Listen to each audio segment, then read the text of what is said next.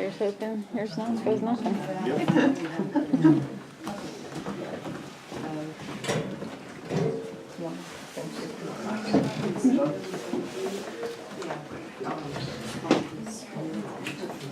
Yeah.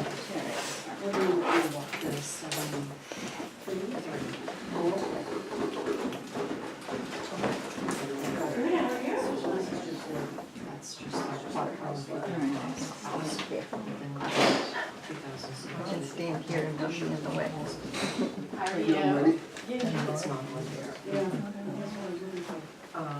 I've got a picture of it. No, that's okay. I just wanted to see what the tax was.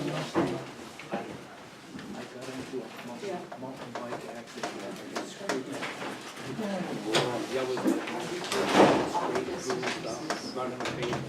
Yes, I did. Okay. Sorry. He tries. He's not contest with me then. Thanks.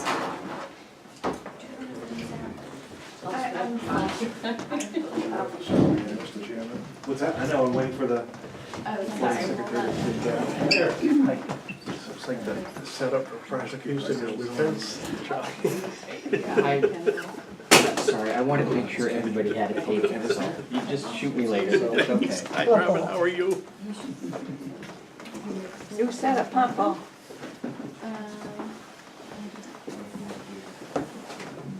Yeah.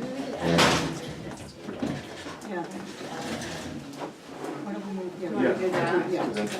Can we move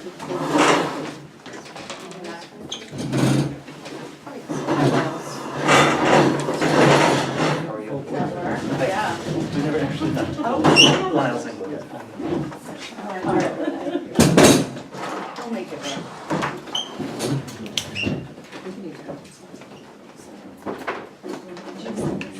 I don't know. He needs more. Well, we need.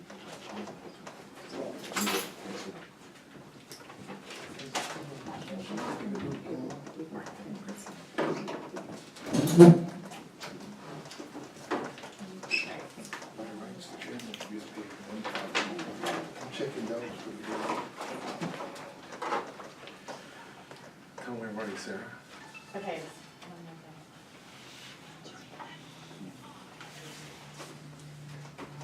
Hey, this is good, huh? Get a chance to see your picture.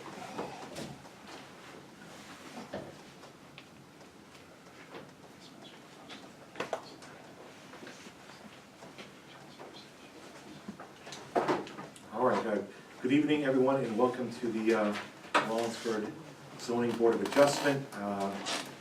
Today's date is September 12th, 2018. This is the first meeting of the newly appointed Board of Adjustment, and we adopted some rules of procedure. So, looking at the order of business, I believe that now that I've called the case, the meeting forward, that there needs to be a roll call by the recording secretary. Okay, of the members, so members present are Paul Casiel, who is alternate, Sunny Foss, who is a full member, John Hisman, acting chair, who's usually the vice chair, Deanna Rollo, acting full member, Andrew Captain member, and Ken Ward, alternate. Okay, all right. So then we'll begin the public portion of this hearing. There are no minutes of previous meetings because this is our first meeting. There's no unfinished business, so for the purposes of tonight's hearing, because the chairperson has recused himself, I believe I needed to designate an alternate for tonight's meeting to sit as a voting member. And, You have 3 full members, so okay, so I don't need to do that. Okay, and I won't do that. All right. So the new procedure indicates that the secretary would read the application before the board. Okay,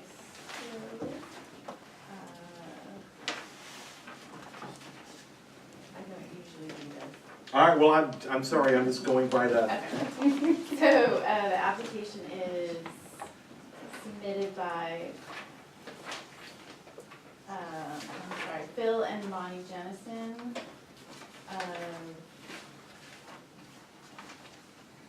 125 Bear Road, Rollinsford, New Hampshire. And they are applying for a variance, and I'm just gonna read straight from the application. The undersigned hereby requests a variance to the terms of Article Section 7, footnote 9, and ask that said terms be waived to permit a lot line adjustment between lot numbers 7-3 and 7-4 tax map 3, allowing a 9,500 square foot quote-unquote even swap of land between the lots, resulting in a gross area of 2 acres per lot. And, I'm not gonna have you read the attached sheets, because you can Okay. read those by. and then, would you like me to read the abutters notice? Please do that, yes.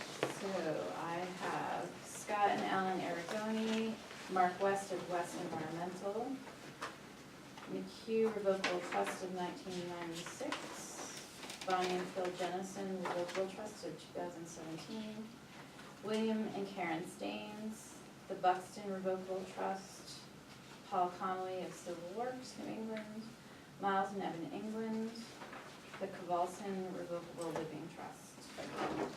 Okay, great. And looking at, again, our procedure, we've gone over the public notice and how personal notice was given. The way we're going to do this is that we're going to have the applicant provide a statement as to what he's looking for, and then the board can ask questions at any point during the testimony. Then after that portion ends, we'll then open up the meeting to members of the public and abutters who wish to ask questions or provide a position. When you do that, you'll be asked to state your name and address. And then we'll go from there essentially and head to deliberations later on. So, Mr. Connolly. Mr. Chairman. Good evening, everyone. My name is Paul Connolly. I'm a civil engineer and land surveyor, practice in the Stratford and Rockingham County areas, and I am here this evening on behalf of Phil and Bonnie Jennison. Phil is sitting to my right, and Phil and Bonnie reside at 125 Bear Road, which is shown as lot 7-4 on the Rollinsford tax maps, number 3, I believe. They have owned that lot since June of 1985. Shortly after purchasing that lot in 1985, they proceeded to build their home there and pool, leach field, and so on and so forth, and have resided there for the past 33 years. Prior to that, the land was owned by Ruth Emerson, and that lot and the lot behind Phil, which fronts on Fresh Creek Road, known as lot 7-3, tax map 3. Both of those lots, as well as 5 others, came out of the Emerson parcel in 1980 by subdivision that was approved by the Rollinsford Planning Board. So those lots all came out over the years and have been sold to different people, and homes are built on them. In 1981, lot 7-3 on Fresh Creek Road was purchased by George and Louise Marston, and they've owned that and been taxed on it as a building lot for the past 36 years. In May of last year, Phil and Bonnie purchased lot 7-3 from Louise Marston. So what you have before you this evening by our application is basically and simply just 2 requests. One is for an equitable waiver of dimensional requirements. We found this to be necessary after we went in there and did some survey work, and we found that Phil and Bonnie's house was a little bit encroaching, at least at the garage, on the front 50-foot yard setback, and a little bit encroaching on the left side yard, or the yard adjacent to Fresh Creek Road. And that encroachment is about 12 feet, where, again, 50 feet is required. You're roughly at about 38 feet there. I don't think anyone has known that until we just, again, done that survey this past fall. So with that, what I would like to do in front of the board is take these two requests separately. Do the dimensional, equitable waiver of dimensional requirements first, and then take the variance request after that. That's what we're doing. All right, there's Mr. Connolly. Well, let's first have discussion on that. So, members of the board, Mr. Connolly is opposed to dealing with these two matters as a whole. He'd like to deal with them separately, meaning the equitable waiver of dimensional requirements first and separately, and have us, I believe, vote on that, and then proceed in regard to the variance. And do members have any comments about whether we should handle it as one or separately? Is there a reason that it was submitted as one application and not two separate requests? Just for efficiency. In one meeting, The two requests I thought are, it should be one, because it was one application. Okay, I read all right. it was So, But Two. two. it was, If it's one, it's all or nothing. If it's two, at least he's got two swings at that plate. well, I only seek this because the criteria for the granting of the equitable waiver is entirely different than the criteria required for granting variance. In fact, I don't know, the equitable waiver request is a relatively new statute. I don't know if this board has even ever dealt with an equitable waiver request. We're familiar with it. You are? Yes, sir. Good. So it's all pursuant to the statute, which is New Hampshire RSA 674:33-A. And I won't reread the statute, but if I could, just enter into the record the reasons why the equitable waiver should be granted. And I don't mean to have my back to the crowd here, but I think I can swing around the front here just to be a little bit more forthcoming to the audience.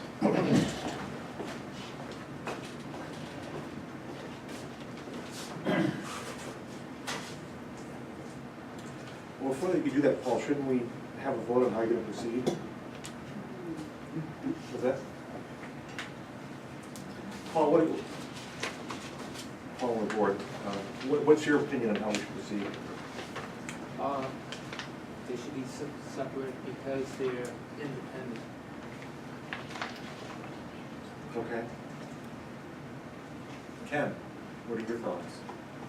One application seems like the best way. Okay, all right. So, I think how we're gonna do it is, so the four of us voting members, so, there's two in favor of it being one way, and we're in favor of being separately. Paul and Ken aren't voting members. If I vote with you, then it's a tie. If I vote with the others, then This vote counts right now. this vote's counts right now. So you better break the tie. So I have to break the tie. The pressure is on. we can do it together. I mean, I don't want to put the board in an awkward position. I was just trying to keep this as efficient and simple as possible. You know, to members of the public and you, Paula, for stumbling here, again, being our first run-through. So if you're withdrawing that request, then we'll just do it all at once. So again, Phil and Bonnie built the house in 1985, and come to find out by survey that we just did, the front right corner of the garage is a couple feet too close to Beer Road, and the front left corner of the house is about 12 feet too close to Fresh Creek Road. There's the garage, this is the house here. Now, I've been working in town since late 1985, and I've always known the front yard setbacks to be 50 feet from a road. So it's pretty obvious, right? But his septic, I just found this out the other day when I pulled out the ancient septic system plans for the house.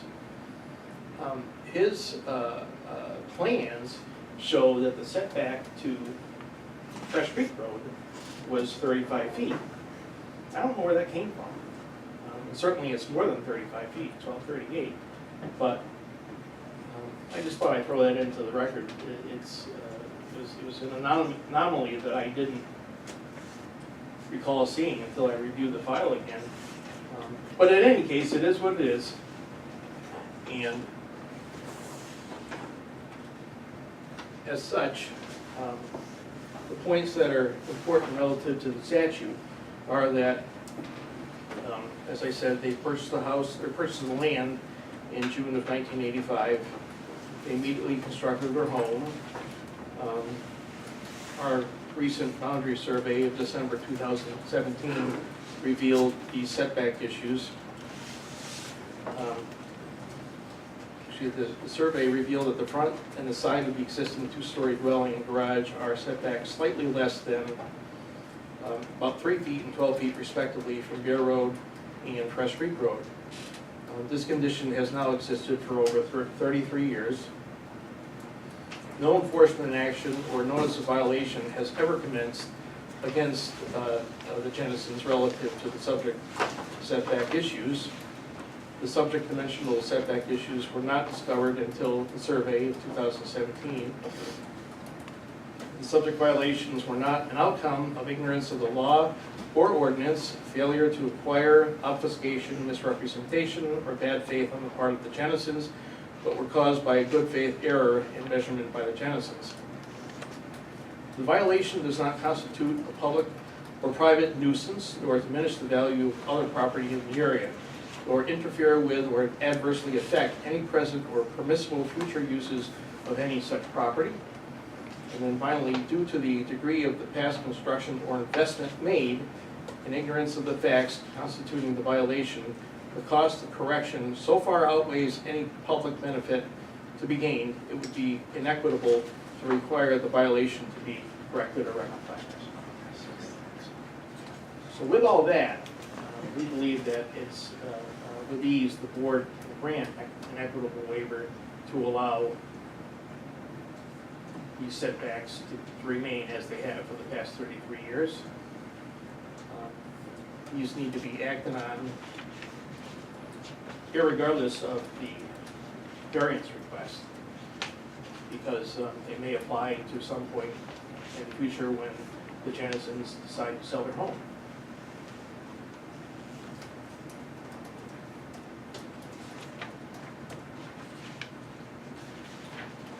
So does the board want to, anyone want to ask questions? I know we're going to vote on this as a whole, but does anyone have questions on this portion of the, yes, please. Paul, what was the zoning requirements in 85? I thought, The reason I say that is, I've got the same situation. Right now, my house does not meet zoning requirements, but it did back in 88, and the dimensions have changed. But if I didn't know that, I would be in the situation you're in. I'm trying to tell you, were you legal for 85 when that building permit was signed? Well, certainly for the right front corner of the garage, no, because that's about 48 feet or so, What was it, 50 and 85? yes. It was. So how did we get to 48 then if it was 50? Just an error in measurement. I mean, the wall out there, Sonny, is probably 3 foot wide, give or take. If you measure from the wrong side of the wall, you could easily come to the wrong dimension back to where the garage should have been. Was the garage and the home constructed all at the same time? It was, okay. Mr. Jennison, you're a contractor, did you build the house yourself, or did Yes. you did Yes. build it yourself? Okay. And you were in construction at that time? Yes. Okay. At the time we built the house, you did not have to do a certified plot plan, which is required nowadays. This wouldn't have happened nowadays, because if you build a house nowadays, you have to be within the setback areas. If you put a foundation in, it has to be surveyed, and you have to be within the setback, legal setback, or you can't go further than the foundation until it's rectified. But back then, it wasn't required. Nowadays, you have to have a certified plot plan before you can build on. I think there's 2 or 3 of the houses on here, but encroach a little bit. See, I'm not convinced that you actually need that little waiver until I knew what the zoning requirements were in 85. And I think that's a fair request, but I don't know where the hell I could find it, like, excuse my English. Well, to your point, I'm not sure we need it either, Well, but I don't want to take any chances. So, I don't know if we should grant something that's really not needed, because this is really not to be taken lightly, an equitable waiver. I mean, it's just not something that you just arbitrarily would hand out. and we do not take it lightly, but we do look to the law. No, I understand what you're Want to follow saying. that. And I think all the criteria set forth in 674, over 33 on that. I do have a question on the setback that's more egregious, that's closer to the Fresh Creek Road. To me, that's the unknown of, was it 50 feet at that time that the structure was built? We built before that, so I'll be quiet. Sorry, not my turn.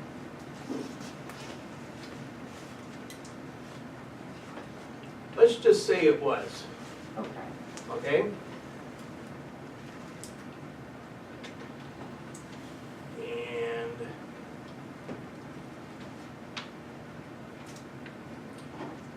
this is not to point any fingers or put anyone culpable, but Phil had resident of the town, Bob Burson, prepare the septic system plans.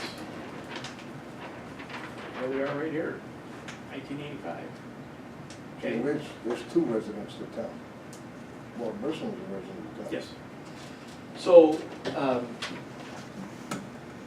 think it was at the time, but at one point it was anyway. So anyway, He did mine. I looked at the plan, and you can see right here, he shows a side yard setback of 35 feet from Fresh Creek Road. Okay. But that's the 35 septic feet plan, may is have there? been what was required in 85. I mean, you got, I don't know how we're gonna find out. Yeah, 'cause I Oh, think it shows the what? septic approval was It complete. shows 50. It shows 50 from Bear Road, right? 50 from Bear, 35 from Fresh Creek. But I don't know. I mean, So what about the proposed plans for the actual construction of the house that were submitted, as far as locating it on the property? this is it. I thought this was just the septic design. Oh, it was included with the septic design? Yeah.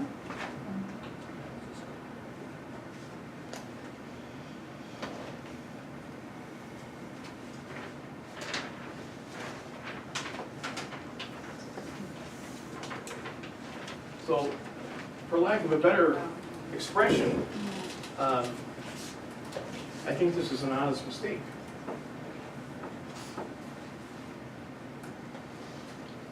And that's why the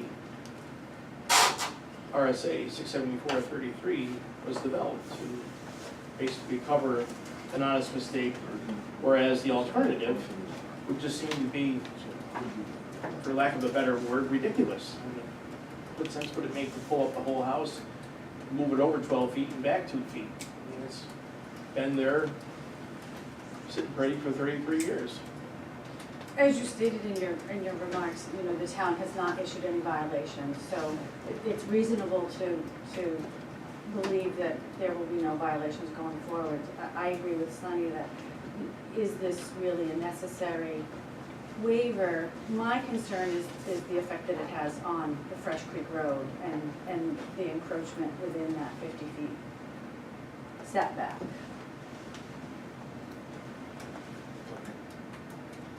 Any other questions from the board of this particular issue? Okay, so since we're doing this all at once, in one matter, then I'm gonna have you go into the next part of it, Paul, and then I'll open everything up to public discussion. Yep. So again, back in 1980, these two lots were created by subdivision, and I don't mean to turn away from the crowd, but the division line between Phil and Bonnie's house lot here, 7-4, and the lot on Fresh Creek Road is presently shown as the green line right here. Okay? That was their border right here, the green one. Yep. Before they bought that one. Right. Okay. Still is to this date. Phil and Bonnie would like to build a house on the back lot, sell their front house. I mean, their kids are all grown up, and just the two of them. And the back lot is not an easy lot to build on, as it is right now. Back in 1980, there were no regulations, subdivision regulations, specific to excluding areas on lots with steep slopes, with wetlands, with easements or right-of-ways, excluding those from the net area, 2 acres required in this zone. And case in point is that on the front lot and the back lot, there are steep slopes. They're shown in gray here. 1, 2, 3. And there's wetlands on the back lot, back here at the low part. Back in here. So, technically speaking, both lots right now, pursuant to existing 2018 zoning ordinance, are non-conforming. They don't have a net 2 acres exclusive of steep slopes, wetlands, easements, right-of-ways, that type of thing, both less. So back to what they would like to do, in wanting to build in the back lot, there is a rather good area right here, exclusive of steep slopes and not close to the wetlands, that would be a good place for a house. So we said, okay, let's just do a lot line adjustment between Phil's front lot and the back lot, which is represented by the 2 orange boxes. Those are 2 equal areas that would just be swapped. The parcel shown as A would come out of the back lot and become part of lot 7-4, and the parcel shown as B in orange would come out of the front lot and be appended to the back lot, which is shown as lot 7-3. So here's the old lot line, and here's the new lot line, even swap. Now, if either one of these 2 little swap lots didn't have steep slopes, we wouldn't even be here, okay? Because it would be an even trade. Swapping those 2 even pieces would not make either lot either any more conforming or more non-conforming. But by doing this, and because this paint cross portion of parcel A is containing steep slopes, we therefore, by appending it to the front lot, 7-4, we make 7-4 a little bit less conforming in that it has more steep slopes now, but at the same time, we make lot 7-3 a little bit more conforming, and we make a better place to build up here. Now, you could try to build back here in this steep slope area without doing this swap, but A, you would have to get a conditional use permit from the planning board and the conservation commission to build on steep slopes. B, it would be over closer to the wetlands, and why would you wanna do that? When an easy solution exists to not have to touch or impact the steep slopes, which are considered to be conservation areas now by the zoning ordinance. Paul, can you even build on that back lot? Isn't that, wouldn't that have to be off of Class 6 road? Well, good that you asked that question, although it's really not all that germane right now to this board. The 1980 subdivision approval and the plan that was endorsed by this planning board, this is zoning board, the town planning board, contained 2 conditions of approval, and those conditions are stated verbatim in our note number 12 on the plan that we submitted to you. And they say, quote, "The approval is subject to restrictions on lot number 1, that's lot 7-3, the one off of Fresh Creek Road. 1, no building shall be erected on this lot until town reopens a section of Fresh Creek Road by voting to remove gates and bars. And 2, road, Fresh Creek, is brought up to acceptable town standards." So, in order to build back there, pull a building permit, have the selectmen sign that building permit, issue it, Bill and Bonnie have to address those issues with the select board. Okay.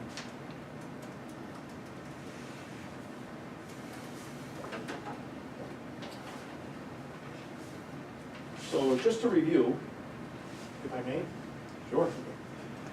lots 7-3 and 7-4 were created by subdivision and approved by the planning board in September of 1980. And lots 7-3 and 7-4 are respectively shown as lots number 1 and 2 on the approved subdivision plan. 2, both lot number 7-3 and 7-4 contain land areas with steep slopes as defined as slopes greater than 25% in the zoning ordinance definitions. Lot number 7-3 also contains jurisdictional wetland areas. 4, either lot contains utility easements or right-of-ways. 5, footnote number 9 did not exist in 1980. When I say footnote number 9, that's in the zoning ordinance, and that's the footnote that says, in that area of a lot, you can't have steep slopes, you can't have wetlands, you can't have right-of-ways, you can't have easements. Number 6, both lots 7-3 and 7-4 at 2 acres each were conforming in land area as created in 1980. That's why the planning board signed the plan. Both lots 7-3 and 7-4 are now non-conforming lots with regard to net lot area free from steep slopes and wetlands. Neither one conform. The Jennisons, as owners of lots 7-3, seek to build a small ranch on the said lot. They also own lot 7-4. Number 9, the front portion of lot 7-3 is encumbered with steep slopes. I just pointed that out. As you move from front to rear in lot 7-3, you emerge from steep slopes, but get closer to wetlands and also remain in moderately sloped land.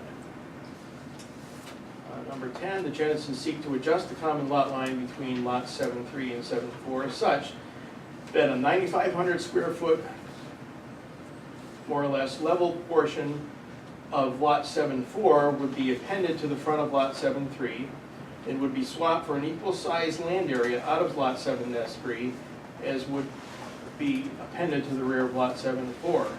About 1/2 of the portion of the land coming out of lot 7-3 contains steep slopes, and the portion of land coming out of 7-4 is level. As such, and pursuant to the provisions of footnote number 9, lot 7-4 becomes slightly more non-conforming. Okay, that's Phil's existing house lot, 125 Bear Road. Slightly less non-conforming because it has a little bit more steep slope way out back. The buildable portion of lot 7-3 becomes larger and practical. The building potential of lot 7-4 is unchanged, whereas said lot was developed in 1985 by the Jennisons. Then finally, the proposed buildable portion of lot 7-3 thus becomes 90 feet plus or minus closer to Bear Road. So if I can just go through the criteria required for this board to grant a variance. In this case, number one, the granting of the variance would not be contrary to the public interest. The subject lots are existing lots of record. No additional lots are being created. The quality of lot 7-3 is being increased, and no harm or diminishment in quality of lot 7-4. Arguably, the public interest is better served with a better quality build area on lot 7-3. Granting this variance is consistent with the spirit of the ordinance. As Well, that's stated, something that I ask you a question. So that statement that the quality of lot 7-3 is being increased and no harm or diminishment to the quality of lot 7-4, aren't you adding more steep slope to 7-4? yes, So isn't that diminishing 7-4? not with regard to the improved area. So I should have stated that in my text. The improved area of lot 7-4 is Phil's house, the garage, the pool, the shed, the backyard, the leach field, all up close to Bear Road. This portion of lot 7-4 that would contain the steep slopes is all the way out in the back right-hand corner. Okay, all right, please go on. Number two, the granting of the variance is consistent with the spirit of the ordinance as stated in section 1 of the zoning ordinance. The Rollinsford zoning ordinance and its regulations are designed, among other things, to promote and conserve the health, safety, convenience, and welfare of the inhabitants, to encourage appropriate interrelationships of land uses and groups of land uses in various parts of town, to secure safety from fire, panic, epidemics, and other dangers, including flooding, to provide adequate access of light and air, to avoid undue concentration of population, to lessen congestion in the streets, to prevent overcrowding of land, and so forth. End of quote. The intent of the zoning ordinance is not in any way compromised by the requested variance. The intent of the ordinance is better served by creating a higher quality lot 7-3 at no expense to the quality of 7-4. And that should have said no expense to the improved area of lot 7-4. Number three, the granting of the variance will result in substantial justice. In this case, substantial justice will be realized by providing a better building area on lot 7-3, increased building and septic system setbacks from jurisdictional wetlands, and zero impacts to existing steep slope areas. Number four, granting this variance will not result in diminished values of surrounding properties. There is no aspect of the proposed lot line adjustment that could possibly injure or diminish values of any surrounding property. And then finally, 5, literal enforcement of the provisions of section 7, footnote number 9, will result in unnecessary hardships. If the proposed lot line adjustment could not take place, the following would result. A, request for conditional use permit, as I stated before, in construction and grading on steep slopes. B, construction closer to jurisdictional wetlands. C, more removal of existing trees and vegetative cover. D, more earthwork would be required. And E, higher site development costs.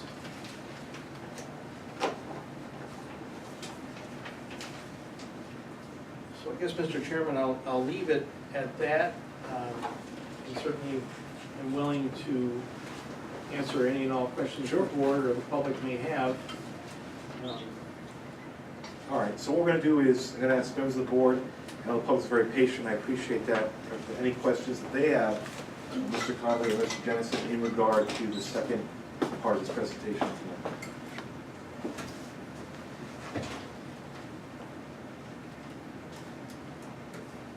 Yes, I have one. Paul, please. Okay, I don't know if it, pertains to us to today, but I haven't seen the location of the house, or septic tank, or well, or, will that all, conform to the town, state, and federal requirements? Yes, absolutely. They have not been finalized, but suffice it and safe to say that the house, the septic system, and the well will all be in the general area of the level swap area noted as parcel A on the submitted plans. So that would be roughly right here. some of the house construction goes beyond the lot line that would be abandoned over in here. Basically, everything takes place right there. That's why we showed the setbacks here, to show that we could meet them. And the thing I see is with the proposal, lot 7.3 will still be only 50% of the required minimum lot size. Net. Yes.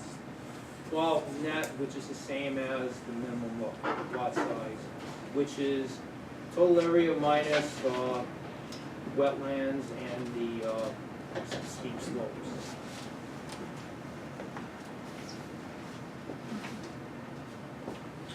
Yes, that's just about precisely right. The existing net area for lot 7-3 is 0.87 acres.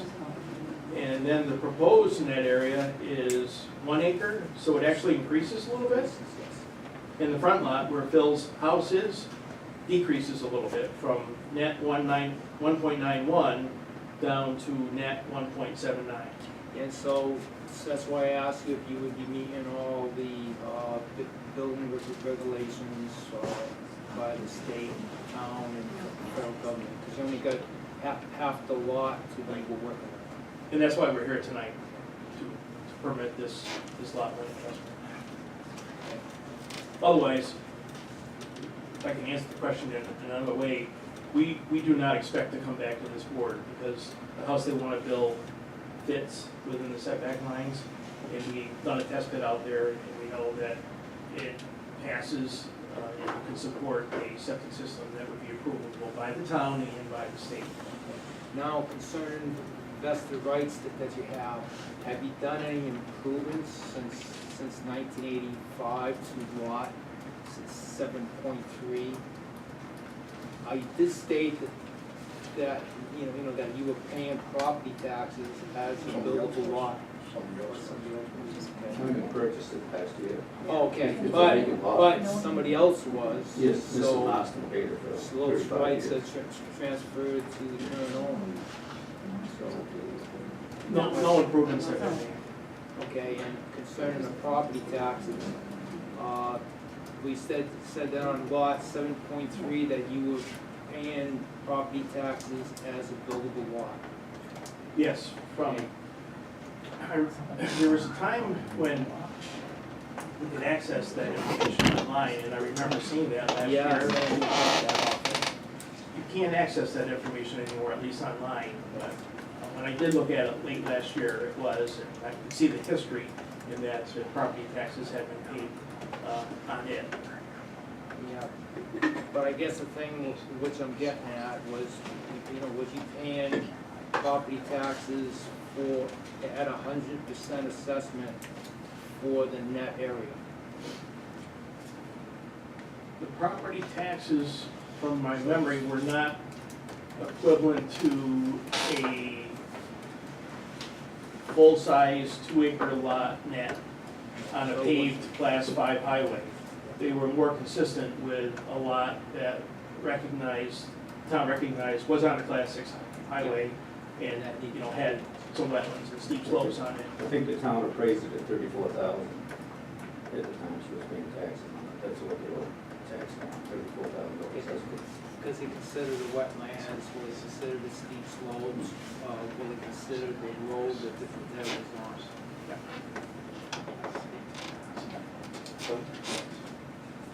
Fresh Creek is closed. Fresh Creek Road Yes, is closed. subject to gates and bars. Correct. So, when you split this piece is actually gonna become landlocked. It was landlocked up until he bought it, pretty much. Fresh Creek Road is really not open. It need to be opened by the town meeting. There's no board in town that can open that road by state law. Well, we're going down a road of discussion that's really not germane or pertinent to the issues before the board tonight. But I will tell you, and this is very, very much a portion of state law and policy that's been well-trod. There's a very thick book on the whole matter. And despite the fact that Fresh Creek Road is classified as a Class 6 highway, subject to gates and bars, Yep. does not mean that it is landlocked. He can access his property over Fresh Creek Road right now, as can anybody else with property on Fresh Creek Road. They have the right, and the public has the right, to use and trod over Fresh Creek Road. Bicycles, Yep. Okay. by foot, so forth. So it is an open road, it's just subject to gates and bars, so it's not maintained by the town, Correct. it's not plowed, Right. and you can't get a building permit on it when it's in Class 6 status. Okay, so we're in agreement there. Yep, So now you gotta go to 5. we have to go to 5, possibly. Last fall, the town adopted some guidelines for building on a Class 6 road. They said you could build up to 600 feet for 18-foot level road, one house. The selectmen. Oh, yeah, come on, okay. I There's, saw there was, that. there was a new policy. No. It was- They adopted guidelines that said you could build one house. And Up to it's 600 feet back. it's not black and white, Mine went before. Yeah, that's, but there are ways. So it can go Class 6, it can go Class 5. Depends on the outcome of the discussion with the select board. And the select board may lean on, or depend on the planning boards for guidance, but ultimately it is the select board as the building inspector. The building inspector in the town of Rollinsford is the select board, although they designate a person to do inspections and so forth. And they are the agency that originates and authorizes building permits. correct. So we need to have that discussion with them. All right. If they make it a Class 5 road, then they don't have to plow it. Sonny, I want to add though, but when this subdivision was originally done in 1980, it was with the specific restriction on this lot, the subject parcel, that no building shall be erected on the lot until the town reopens the section of Fresh Creek Road by removing the gates and bars, and number 2, the road is brought up to acceptable town standards. So that subdivision was specifically with those restrictions by the town. Yes. Okay, so you're looking to negate those? Nope, nope. We're happy to upgrade the road to current subdivision regulation standards for 500 feet of road, which would be 18 inches of gravel, topped with 3 inches of bituminous asphalt pavement, What's the width of that? 18 feet. And is there 18 feet available? Yes, there is. However, we don't know until we engage with the select board whether or not they ultimately want that. Okay? If they do, great. If they don't, well, that's fine too. You know, we could improve it with gravel, just for an example, for instance, we could improve it with gravel, and agree with the town to have the Jennisons maintain it at no cost to the town. The improvements would be no cost to the town. It depends on what the select board really wants in terms of the look, how it appears, in terms of what they want to have ultimately running down the road in time. But, you know, we can go whatever way is most desired by the town and the town vote, if you will. I didn't want me to interrupt you, Sonny, go ahead and continue. What's beyond 7-3, going down Fresh Creek? Beyond 7-3, the, I'm sorry? That's a private property, all the way from Fresh Creek, all the way up to Old Mill. All right, so what we're gonna do is, Yeah, well, yeah. we're gonna have the members of the public speak in their own, Why don't we, yeah, why don't we just sit back and let them speak? Does anybody else have any? I do, I Please, have some please, questions. please. Go ahead, you ask a No, question. I'm still listening. So, Mr. Jensen, I'm very familiar with this lot. I live in the vicinity, I walk the property all the time. So I'm very familiar with the steep slopes and the situation on the land. I just want to call, you did mention several times that the house that you currently reside in wouldn't meet current zoning, but that's really irrelevant. You built it in '85, it met zoning at that time, so that's really irrelevant to our discussion now. The back lot that you said you just purchased in 2017, and you indicated that it was being taxed as a buildable lot. The deed in which you acquired the property from Mrs. Marston, I believe the transfer tax indicate a purchase price of $3,500. So, to me, is that a purchase price? I mean, did that indicate to you that it was a buildable lot? To me, that's a pretty nominal amount to pay for 2 acres of land. There's been people try to build on this for years, but because of the steep slopes and everything else, the whole reason was that they couldn't. Because I mean, they could go in front of the board and get a variance for all these, and try and put it in this area. And there was a purchase done here when this was approved in the late early years, but it's in this corner right here. And to get the setback and try and crowd the house in this corner with all the steep slopes and stuff, you'd have to get variances from the board and the conservation board and everything else. Mrs. Marston sold it. She was sick of paying taxes all these years. That's why she wanted to get rid of it, so she didn't have to pay taxes anymore. That's why she wanted to unload it, because she couldn't sell it to anybody else.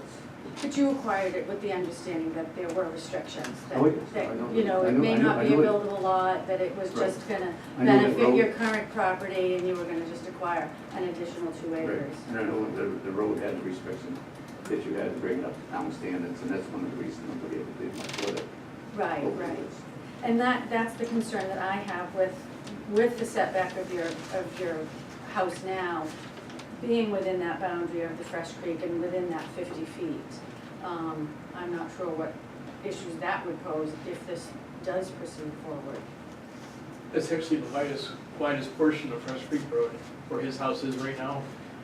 So it's arguably it's the best area or easiest area, I should say, to widen it. But specific to the sales price, I think that sales price also reflects the effort and cost it would take, not only to get things, soft costs to get things approved so that he could build on it, but also hard costs to do the improvements to Fresh Creek Road, which he knows would have to be out of his pocket. And after spending all that money, you're gonna be pretty darn close to what a house lot would cost in town today.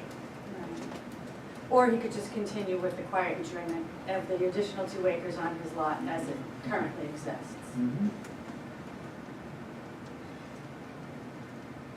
No. I mean, that's the other option, is if it isn't a buildable lot, which you're still under the 2 acre minimum requirement, that, yeah. You're still under that 2 acres, so you're asking for a buildable lot of about an acre. That still includes slopes. Notice without the slope.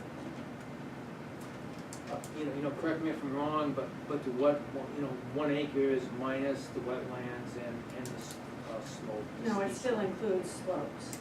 The grading in that 1 acre, if I'm understanding this grading properly, it still is steeply sloped in that bottom portion that goes out to the wetlands. Yeah. On this map here, it shows the slope. So it's 1 acre net. So he's gonna be building a. But it does still, yeah, it does still include slopes. So you won't have 2 acres. Well, your table's wrong then. No, so it's 1 acre net if the lot line adjustment is approved. And right now, it is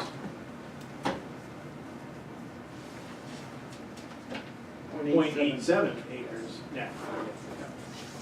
Was that your question? Yes. Paul, I'm trying to remember the real estate transfer tax form.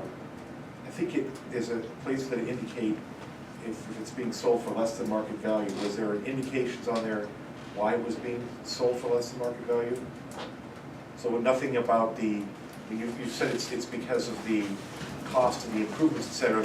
None of those were included on the real estate transfer tax form? No, because they haven't been done yet. I see. Okay, all right. Board have any more questions, or? Yes, I just want, Sure.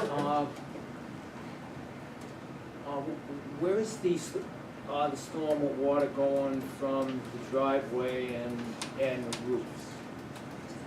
It will basically and exactly follow where it goes down, so it's basically all from the front of the lot, straight down to the rear, into the wetlands, over those slopes.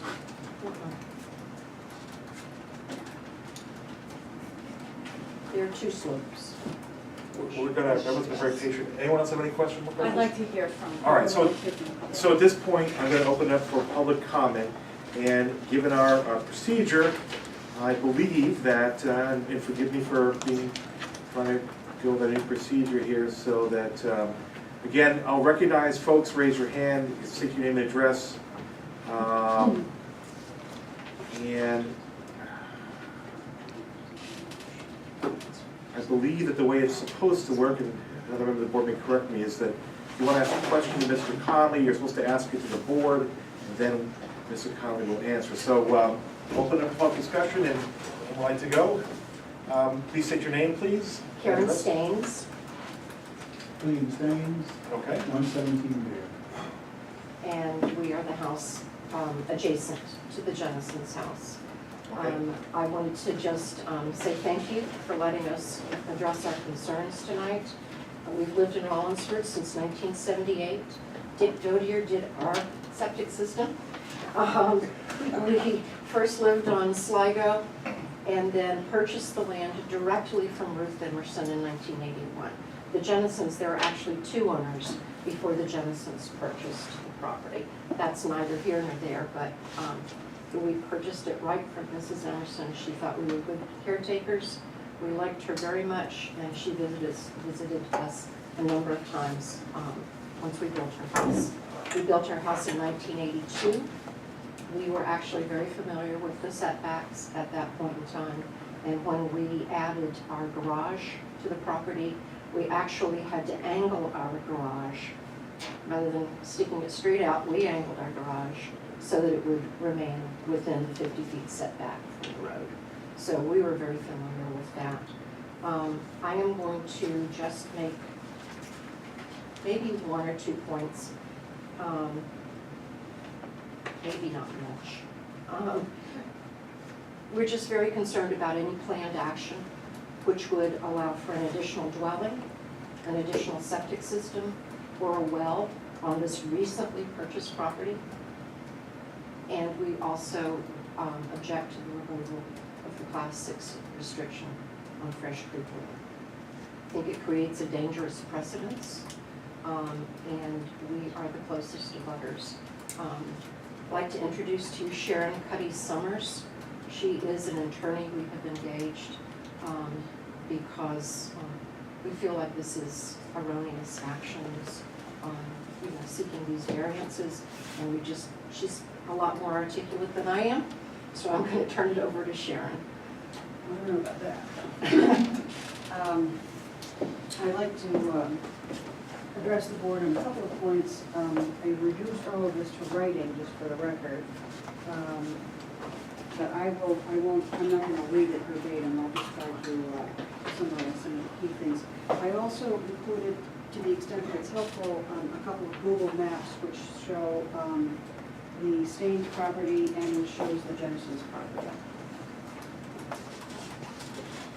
And you have an extra copy for the chair. It's in the back. I'll tell you what, I'll leave it here. I have an extra copy. I was going to give a copy to the applicant. The one you gave me tonight, I brought. Sure, we'll give that one to the chair, okay? Thank you. I'm recused, so I. Yeah, I know, but the recording secretary might want a copy. So, what I'd like to do is to really just talk about the three key areas that are concerned to the Staines. And I'm also, by the way, I should say, just to start off with, we have no issues or objections with the equitable waiver aspect of this application. That's not where our concerns lie. Our concerns lie with the variance request. And really, there are three general categories that I would say that are of concern to us. One is the fact that. Are you going further? Sure. What's your name and what law Sure, firm are you sure. My name is Sharon Summers, last name is spelled Somers. And I am with Donahue, Tucker, and Shindella, and I'll spell that. It's okay, I know that. Okay. And I'm here representing Karen and Bill Staines. Okay. Okay? So, as I started to say, we have three general concerns. One is that the applicant under the statute is charged with the burden of providing you with evidence on each of the 5 criteria. And we would respectfully suggest that that has not been done in this case, and therefore the board does not have the legal authority to be able to grant the variance. I'll go through these, why we think it's failed in a moment. The other two issues, which I'll discuss in further detail later on, is that the notice for this application, we believe is deficient because we believe that yet another form of relief is required. I'll get to that. And then the third area of concern that we have is with the issue of drainage. So let me, if I can, just go through the criteria for a variance and the ones that we don't think have met the requirements to allow you to possibly grant a variance here. The first one we don't think that they satisfy the evidence is the issue of hardship. And hardship under the statute requires that an applicant show that the property in question is unique. That's number one. Number two, that there is no fair and substantial relationship between the purpose of the ordinance and the application of the property.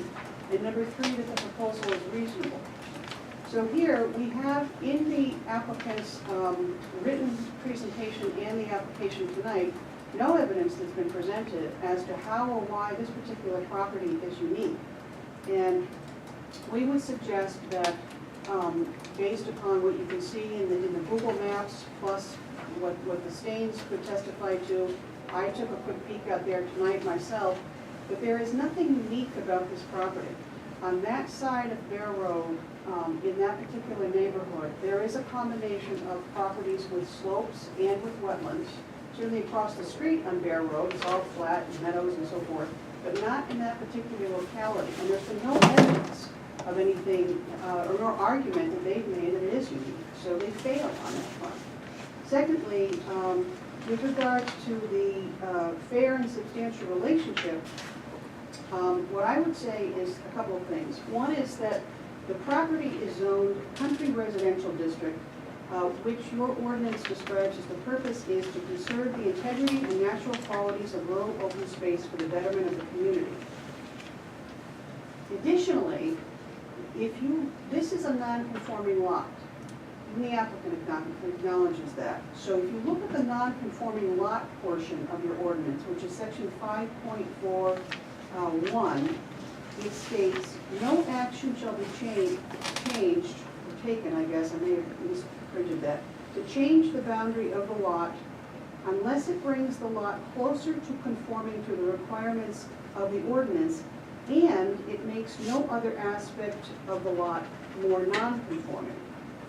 So in this case, what we have here is a situation where the boundary is being changed, but it is going to, in some respects, make one of the lots more conforming, but another lot less conforming. And in the I noticed in the lot area calculations that lot 4 will become more non-conforming because 5,210 square feet of steep slope is going to be added. So I think right on the face of it, that this application, well, we'll get into this in a minute, but it doesn't comply with section 5.4. So if you take those two things together, together with the actual thing that they're seeking permission for tonight, which is to have, to require a net of being 2 acre sizes, that this is exactly the type of application which I would argue that the purpose of the relevant ordinances, that is the purpose of the CR district and the non-conforming lot language, is designed to prevent. And therefore, there absolutely is a fair and substantial relationship between the purpose of the ordinance and the application. And then finally, the application is not reasonable because the proposed construction will require access to the lot.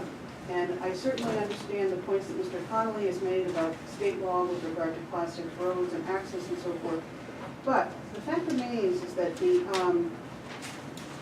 use of the Class 6 road, currently, first of all, Class 6 road is subject to gates and bars.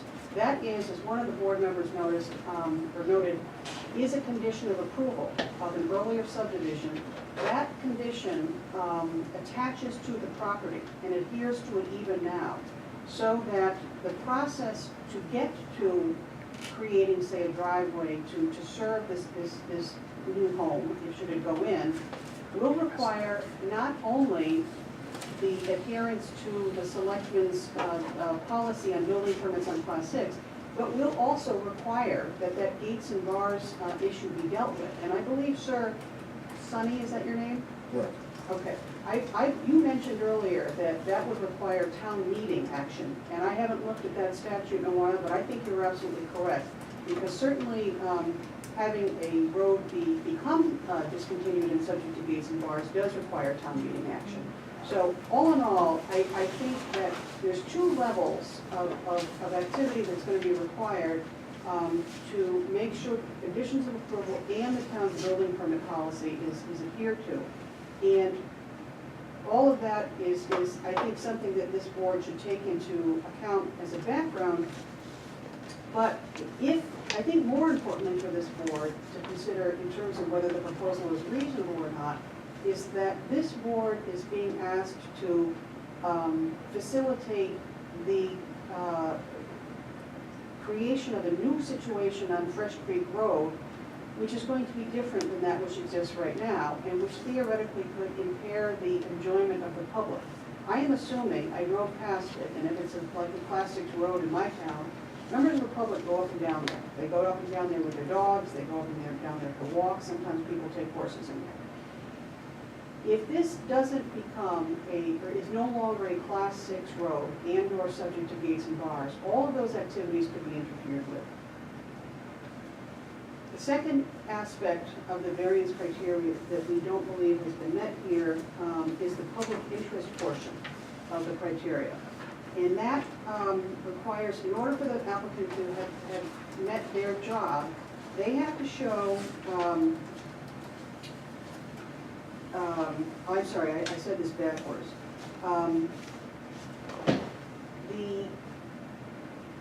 In order to have the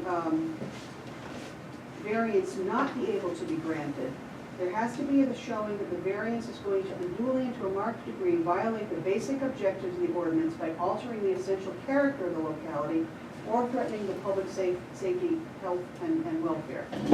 So in the applicant's materials, this has not been addressed at all. There's been absolutely no discussion about how this is going to impact the essential character of the locality.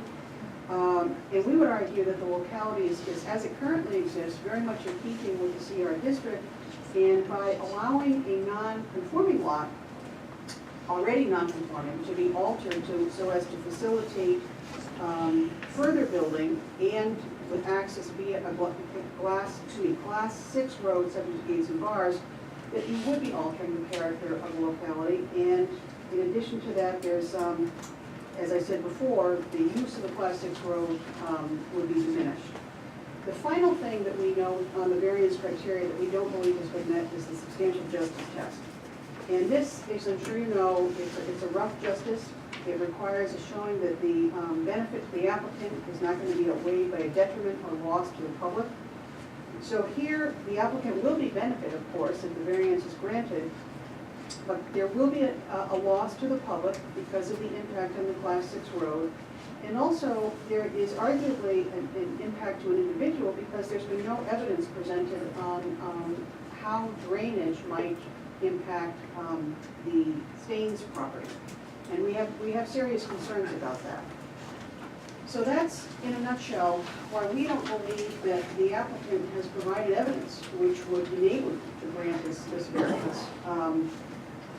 The second thing is kind of a procedural and kind of a substantive thing taken together. The notice, which was read by the recording secretary at the beginning of this meeting, indicated that what is being requested for relief here is relief from the requirements of the footnote number 9 in your table of uses, and that has to do with how the net is calculated. But in addition to that, as I read to you a moment ago, I believe that section 5.4 of your ordinance, which deals with non-conforming lots, also requires relief because of the fact that the rejiggering of the lot boundaries between lot 3 and lot 4 will create a situation. In other words, that ordinance specifically says that you can't change a boundary line unless you meet the two requirements, that you make one lot be more conforming and you don't increase the nonconformity of the other lot. And that's exactly what's happening here. So I believe that this applicant needs to get relief from that ordinance as well. And that's not been noticed, so that obviously can't be acted upon tonight. And then the final thing that we have concerns about is the issue of drainage. I know that drainage is going to be handled by the planning board if it gets to that point. However, and Karen can certainly speak to this with more accuracy and detail than I can, but I will tell you that the Staines have expressed great concern to me because their property is currently wet. And they are concerned, and there's a lack of evidence that's been presented here tonight as to how the stormwater might be treated. We heard some evidence presented in the presentation tonight that it's going to flow in a certain manner. But we believe very strongly that some more formal evidence needs to be prepared to answer those questions. And we would request that that be done by this board. This board asks the applicant, which you're authorized to do. As an alternative, if the board is inclined possibly to grant this variance, we would certainly at a minimum ask that as a condition of approval that the planning board be directed to seek a drainage study and then possibly have a peer review of that as well in order to gather the information that we need. So those are the three basic concerns that we have, and we would ask you to take those into account. And if you'd like to hear any further discussion from Karen as to how the drainage operates on her property, I'm sure she can have you address that. Thank you very much. The gentleman in the orange shirt. My name's James Cushman, I live at 95 Bear Road. My question is, it's two downhill slopes, comes in a V, and the drainage goes right into that, there's a big wetland down there, and it goes right into that wetland. Now, if you put roofs and everything else up there without any way to contain it, anything that comes off is gonna go down into that wetland. And I don't think that's what the intent was with keeping it in the manner and the presence that it's supposed to be in. It's going to ruin the wetland if it contaminates it. And it's a good possibility because they don't have any set plans on how to handle that water load coming off of there. If you ever go out there, it's very steep and it goes right into wetlands. There's bogs all in there. I've hunted it. I'm sure other people have walked in it. And I don't agree with the fact that you may be granting a 1 acre lot where a 2-acre lot is required. It's a buildable 2 acres. I know there's a gentleman down the road from us, Kim. He had to buy a 4-acre lot because there was only 2 acres that was buildable. The other 2 acres is wet. Okay. All right, thank you very much. Anybody else in the audience wish to comment? Mr. Putnam, you not participating as a member of the board, you're as a member of the public, so Yeah, just a please. comment as a member of the public. My concern as a member of the public is about the cumulative impacts. As the Staines have represented to the board, steep slopes and wetlands are not unique to this parcel, not unique to this part of the town. And we have quite a few properties that front on ways that are subject to gates and bars. And so my concern for the ZBA is the potential that there may be lots of landowners. In this instance, the restrictions on this, the inherent limitations on the property, both by the zoning ordinance and by the conditions of the property, were kind of baked into the cake at the time of the purchase. But there, I think, are a lot of pieces of land in the town that would, people would be glad to sell at below market value if they could get a variance to build on it. So I believe it is permissible for the zoning board to take notice under Bacon versus Town of Enfield of the potential for cumulative impacts. And so I believe that may be another area of concern that the board may wish to address. Thank you. Thank you, Mr. Putnam. Anyone else, members of the public wish to comment? Okay. So does any, I think what we'll do is turn it back to Paul for rebuttal or further comments based on what you've heard. Well, it would be difficult for us to rebut this evening all the points brought up by Attorney Cuddy Summers. However, I can briefly speak to the point she's made. I'll start with the drainage. Certainly the topography that was mapped pursuant to our survey of December last year shows that the drainage from the proposed building area on lot 7-3 is contained on and wholly on lot 7-3 until it gets down to the existing wetland on lot 7-3. It doesn't go off onto any other lots. The land is slightly higher than Fresh Creek Road. To the extent this is germane at this particular board, I will tell you under my seal and stamp as a professional engineer and as a land surveyor licensed by the state of New Hampshire that what I have stated is correct and true. We will have to address those items when we submit plans for a septic system with the select board and with the building inspector designated by the select board and with the state of New Hampshire pursuant to their review for its granting the septic system approval. But it doesn't go on anyone else's property. It goes down to that wetland, which is on the Jennison property, lot 7-3. I have to rebut that. I'm sorry. Just so, I'm gonna give you, just so it's clear the procedure, so. I'm sorry. Our rules of procedure say that. I'm speaking from my heart, It's and I okay, no, I apologize. understand, and, but our rules of procedure say that the applicant is allowed time to rebut, and then there'll be time given for the folks who are speaking before to rebut the rebuttal, so to speak, and then the board will deliberate and make a decision. So please, go on, Mr. Connolly. Thank you, Mr. Chairman. And I apologize. Just to be clear, we're not stating that existing drainage runoff from Phil and Bonnie's existing house at 125 Bear Road doesn't go onto other people's property, pursuant basically the Staines. The lay of the land there runs right towards the Staines property. That's the existing lot. We're not talking about the proposed lot construction. We're talking about the existing lot does run down towards the stream. Drainage from lot 7-3, the now vacant lot, stays on 7-3, and runs down to the wetland behind. If, and I'm not sure, but if relief was required by section 5.4 of the ordinance, certainly that can be noticed and dealt with at another planning board meeting. I don't know that it can be dealt with this evening because it was not noticed under the legal notice.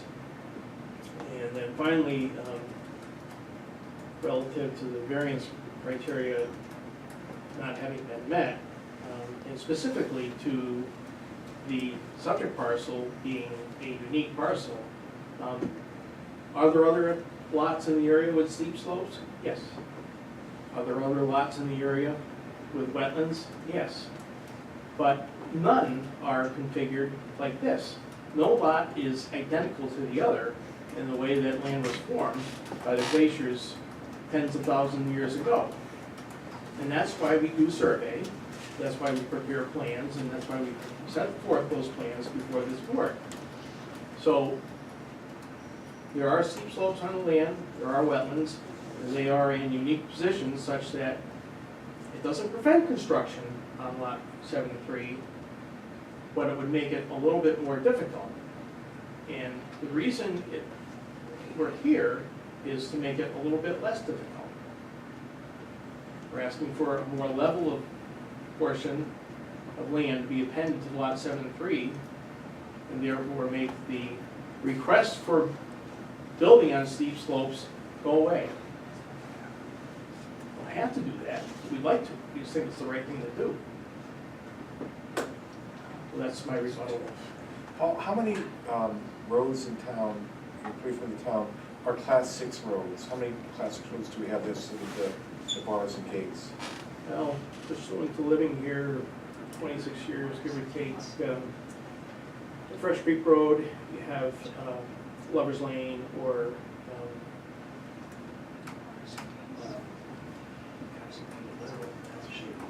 Shady Lane, Shady Lane.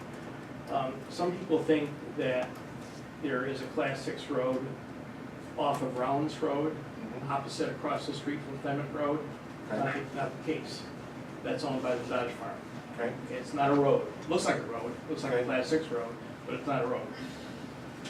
I think there is something down by Crockett's Crossing, might be a class 6 road.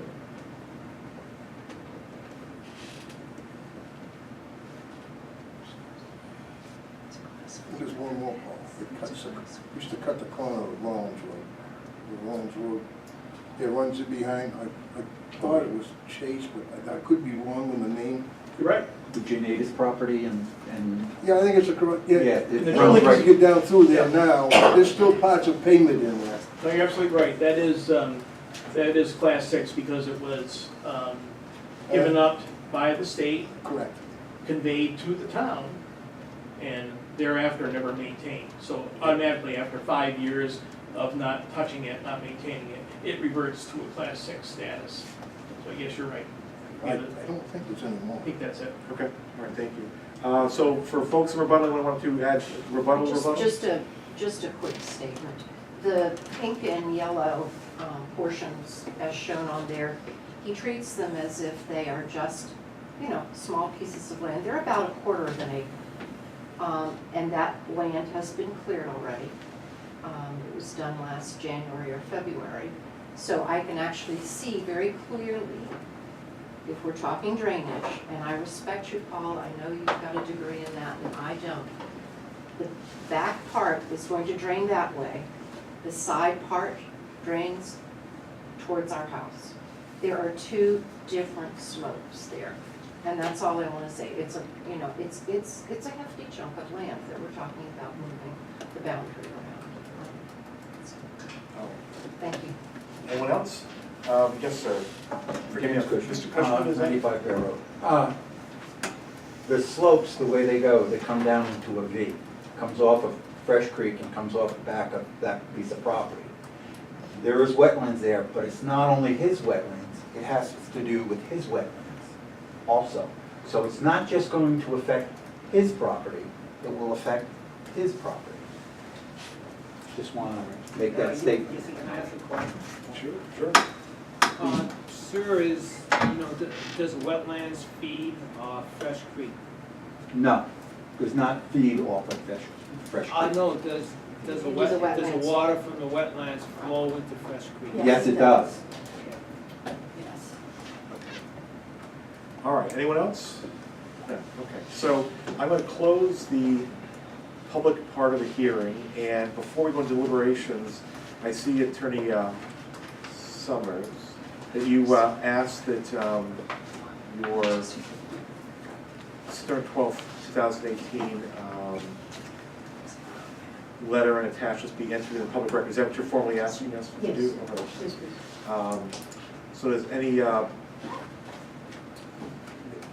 member of the board oppose that being entered in the record? All right, we'll have it entered in the record, and Mr. Conley, all your documents were submitted along with the application. So, in terms of deliberations, who would like to begin to talk about? I got some questions. Oh, well, please, absolutely. Well, I want to clarify this. Two items, equitable waiver and a lot line adjustment, correct? Yes, I've been on this board for a long time, and this board's never done a lot line adjustment. It's always been done by the planning board. yes. So why would you be asking us to do something that they would do? The planning board could not grant, first of all, they don't deal with equitable waivers. No. Lot line adjustment.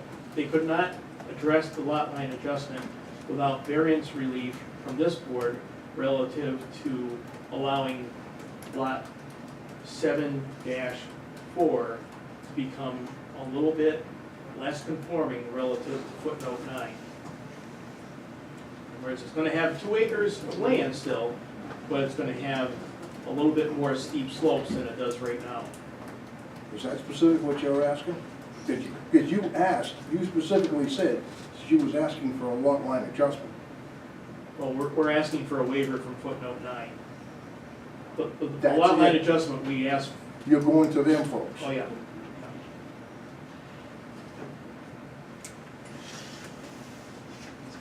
I'm all set. Okay, all right.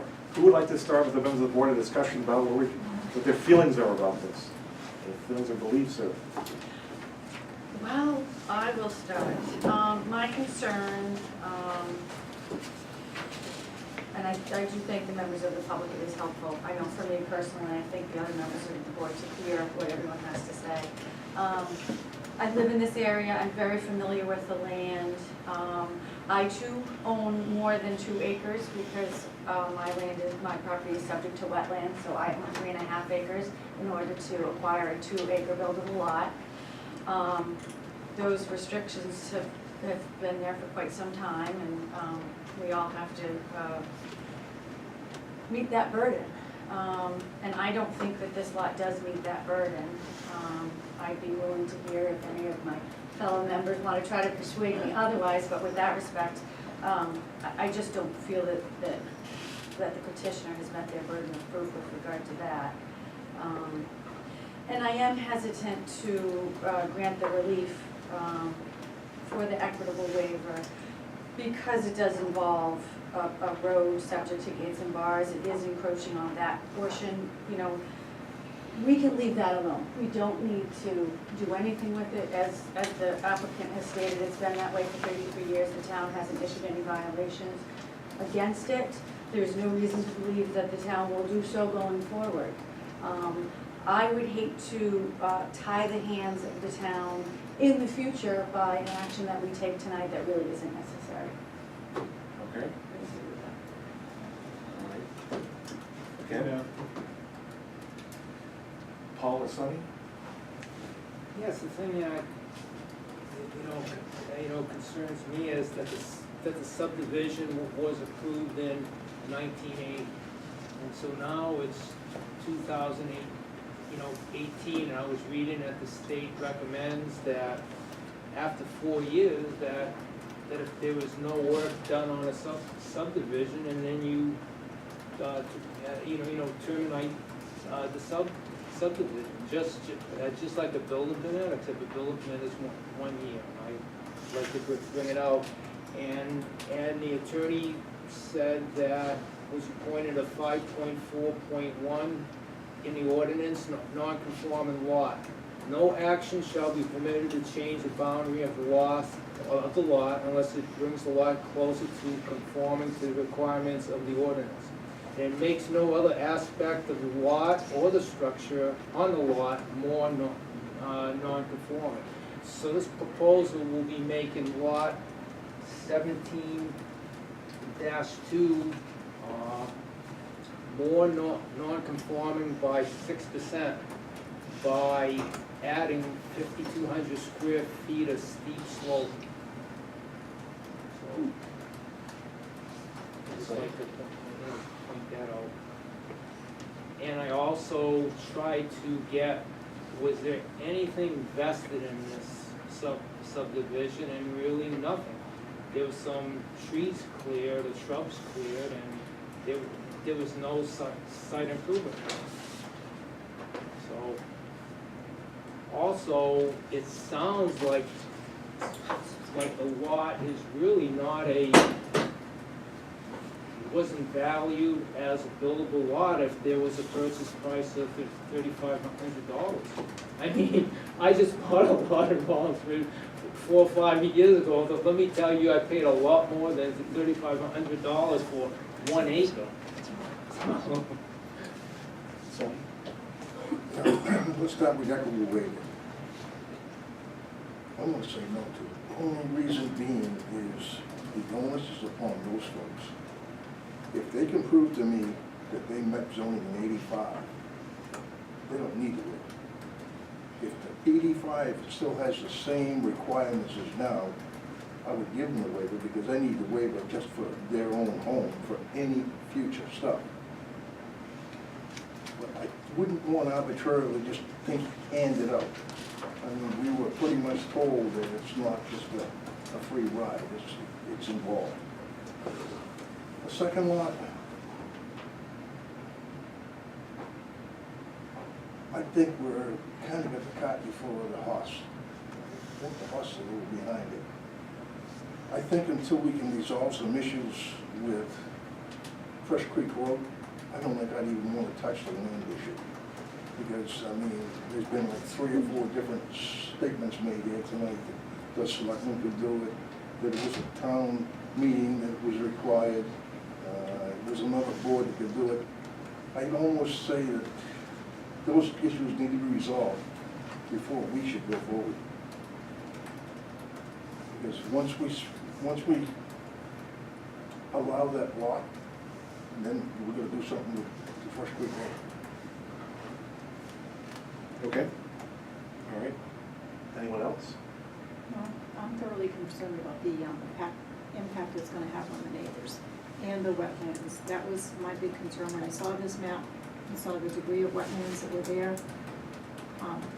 That's most concerning to me, and I feel that the drainage, the well issue, the septic system, that's all gonna impact that and ultimately impact the neighbors. And I think we should break with that at this point. Let me say, myself as chair, when I read the application, I thought this would be a complex case, and little did I know that we'd be here as long as we are. And I do have empathy for Mr. Jennison, but it seems to me that this is pushing the limits a bit much. I think that I don't think that our ordinance permits what, Paul, what you're suggesting, which is, to sort of swap, one basically swapping non-conforming lots. And I'm not saying that very well, but I don't think that that's what the statute was meant to do. And so going through the 5 criteria, I don't think I think it would be contrary to the public interest granting the variance.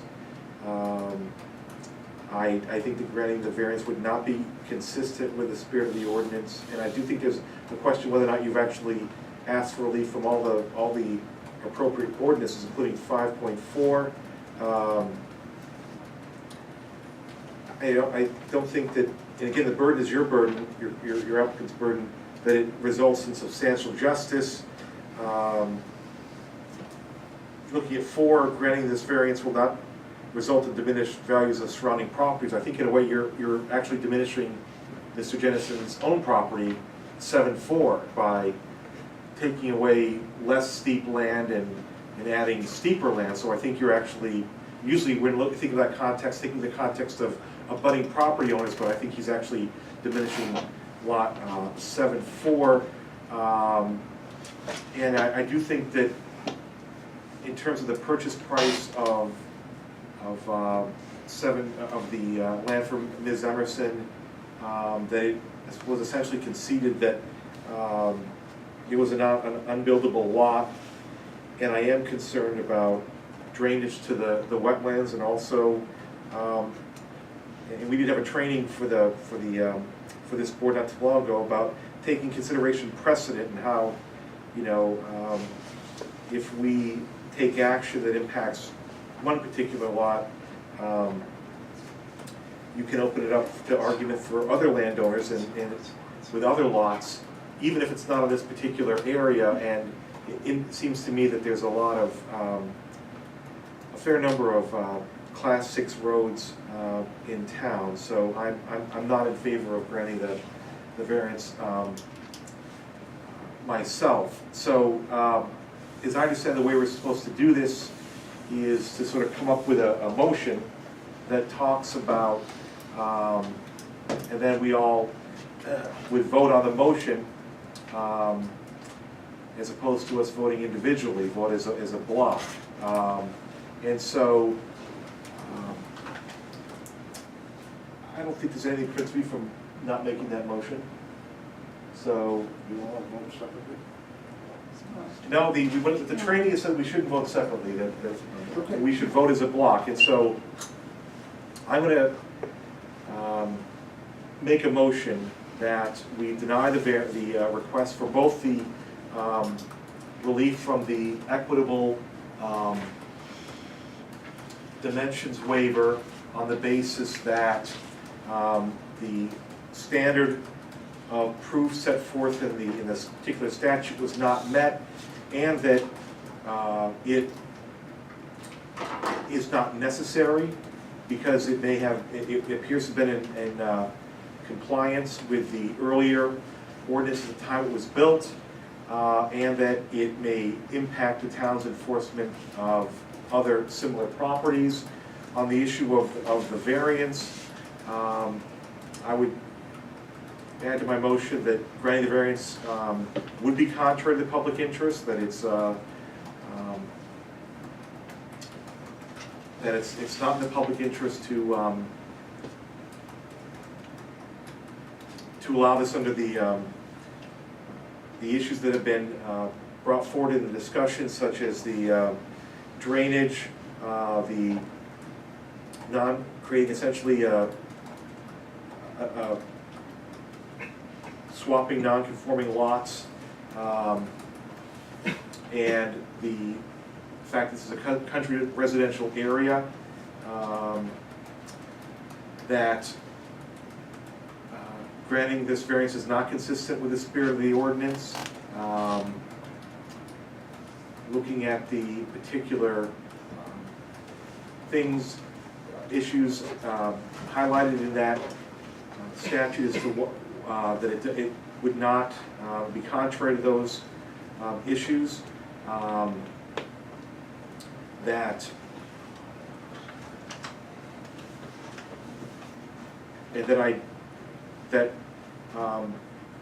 creating a higher quality lot 7.3 would be at the expense of the quality of lot 7.4.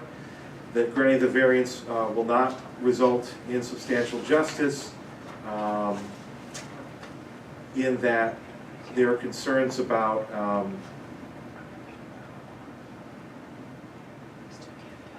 the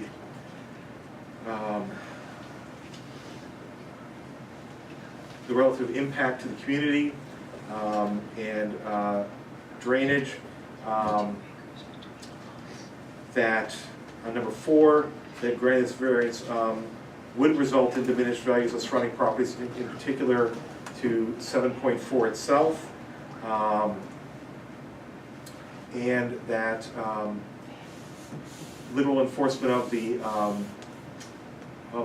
statute would not result in a necessary hardship because the property was acquired with the knowledge that building was on it was very unlikely, and in fact that was considered into the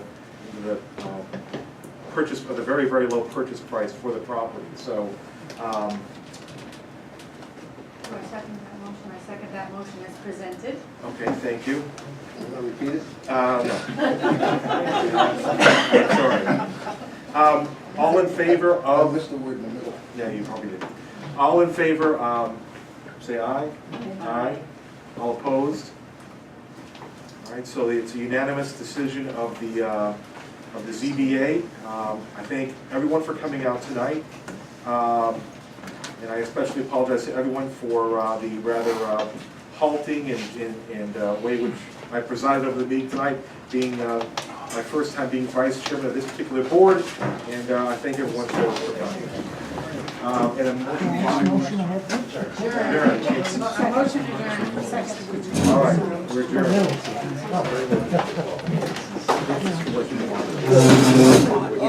He could do that, but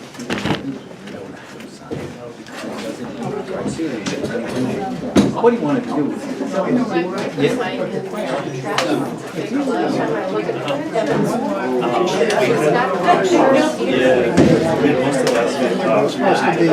2 acres. So could I put them together and make a 2 acre and put a new house, tear down my old house and put one? He could tear down. He could do that. He could do that. I'm Myself, I'm Karen States. Hi, Karen, John Buxton. I think I've driven by your house down over there. Welcome to the neighborhood. My question here